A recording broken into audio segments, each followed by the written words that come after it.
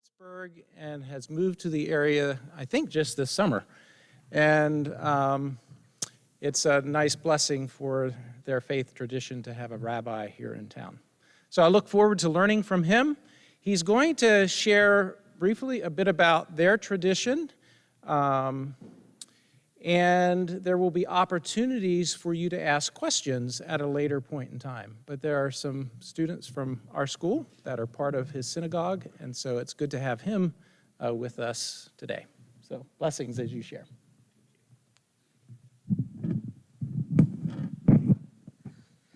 All right, so for many of you, I might even say most of you, this might be your first contact with someone from the Jewish community, and certainly with a leader from the Jewish community.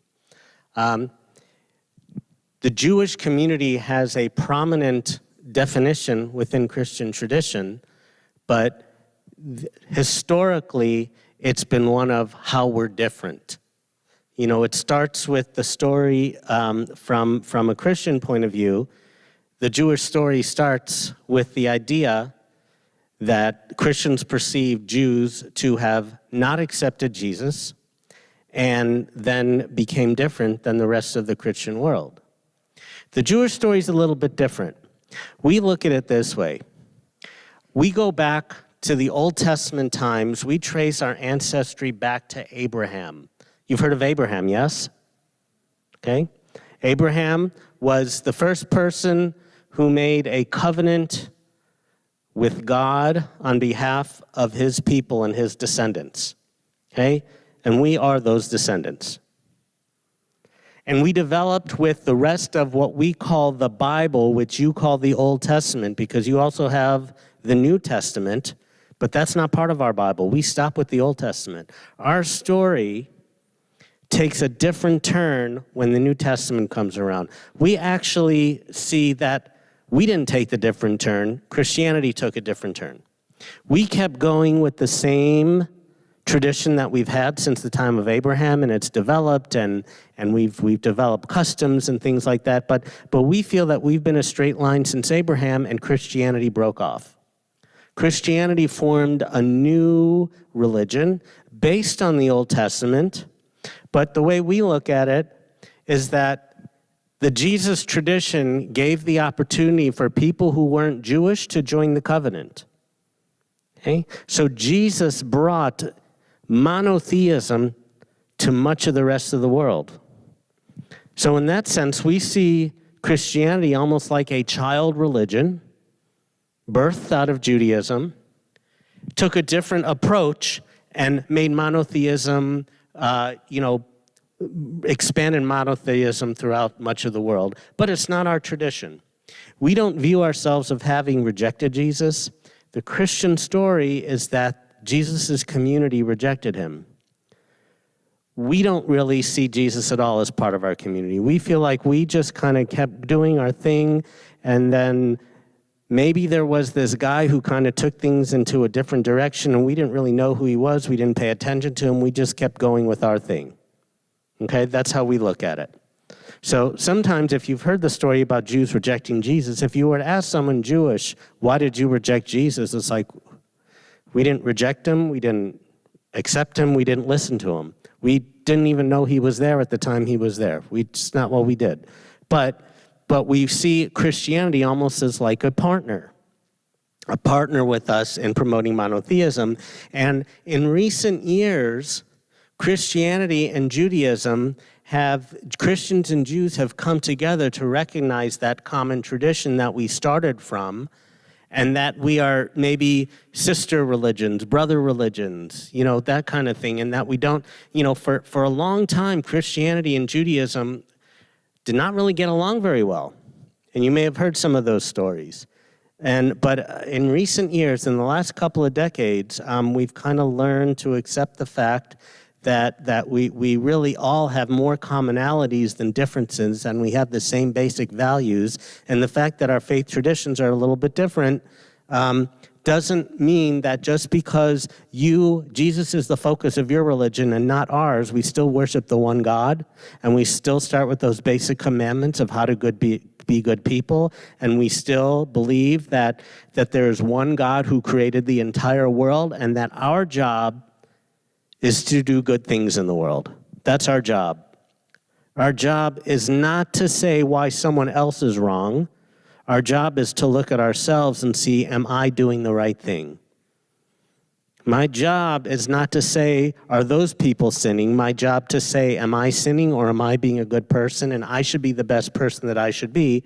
And, how I do it. And I connect through my tradition. We have services on Friday nights and Saturday mornings. In some congregations, we don't have that many people in our congregation, but other congregations will have their Sabbath services on Friday nights and Saturday mornings. We read from the Old Testament during our services. We read the Old Testament in Hebrew during our services. Most of our prayers are in Hebrew. Some are translated into English, but a lot are in Hebrew. We have melodies and songs. It's part of in Jewish tradition to eat certain foods we're not supposed to eat. In our congregation, for example, we don't bring any pork into our temple. No pork comes into our temple. Okay, that's one of the Jewish dietary rules. Now, some people in our temple do eat pork, but like if you go to some more traditional communities, they won't eat any foods that are only the foods that are defined very strictly. Kind of like there are different branches of Judaism, almost like we call Reform and Conservative and Orthodox, and it's almost like the difference between like more, I don't know what your terms are, but more like liberal Mennonite versus more traditional Mennonites, the ones who only, take buggies and things like that.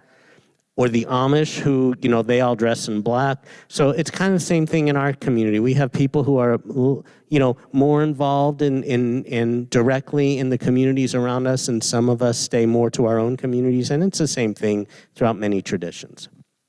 So, and we also, during Christmas time, that's not our holiday. We do have a holiday called Hanukkah, which happens to fall around the same time as Christmas, but that's not our important holiday. Our major important holidays come in a couple of weeks. They're called the Jewish high holidays, Rosh Hashanah and Yom Kippur. And this year they start actually in a week and a half, and they end at the first week of October. And during these holidays, we spend our time thinking about all the things we should do to make our lives better. All the things that we might have done not so good in the last year, but more importantly, not just focus on how we've been bad, but look at the things that we should do to make better, so it becomes an opportunity to say, okay, I got into a fight with my friend. I haven't talked to them all year long because I was so mad at him. Now's the time to say I'm sorry. If I didn't do it until now it's like, okay, this is a good time to say I'm sorry. This is like sometimes like when something makes you want to make a change, and so this is the kind of thing. It's like if you've had someone a long time, you really feel bad about what's happened. This is a good time for that, and that's what these major holidays are. And we spend a long time in our synagogues on the holidays of Rosh Hashanah, which come actually a week from Monday, and the week after that is a holiday of Yom Kippur. People come to the synagogue, they pray a lot during the day. Many Jews don't eat at all on the holiday of Yom Kippur. We do that so as to remind ourselves that we've made mistakes, and so it's a little bit of a punishment. But it's more like a punishment with the idea of really trying to focus and think about what we've done, how we can be better for next year. That is a very, very brief overview. But we don't have a lot of time today, so that's kind of a start. I want to see if anyone has any questions. Just raise that hand right up if you have a question. Yes, in the back, yes.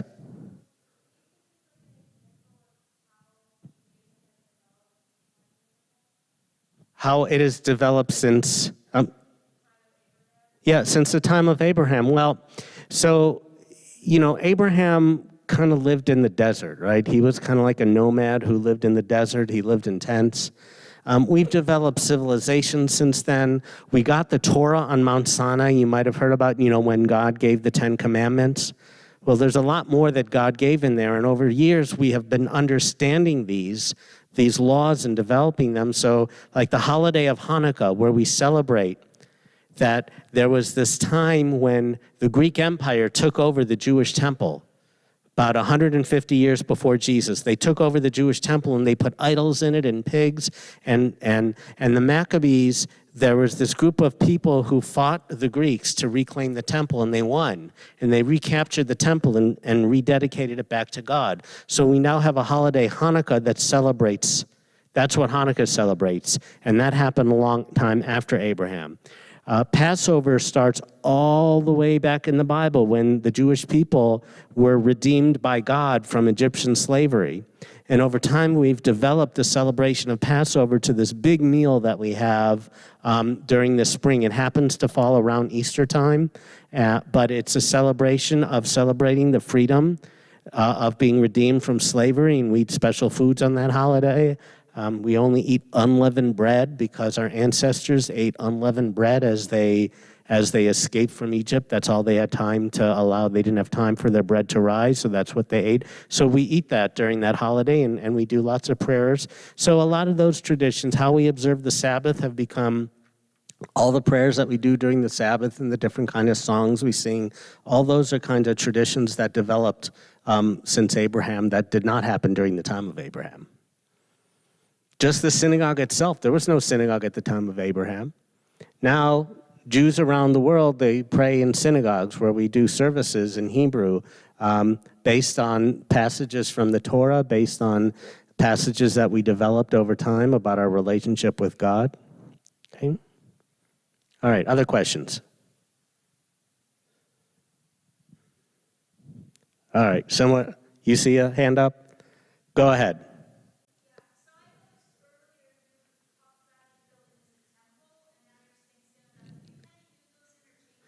Yeah, so until the 19th century, we only used the word synagogue. In fact, we didn't even use the word synagogue. We used the Hebrew word Beit Knesset.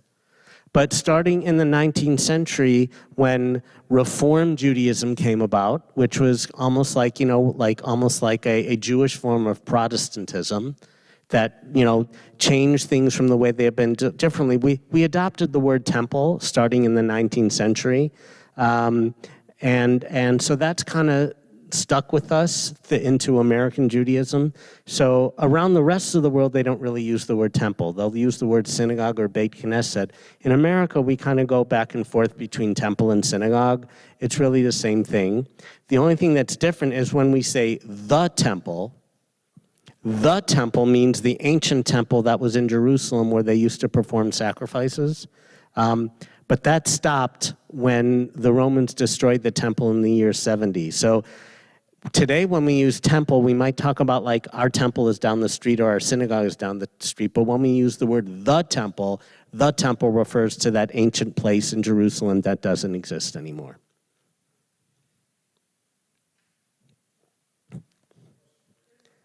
All right, go ahead.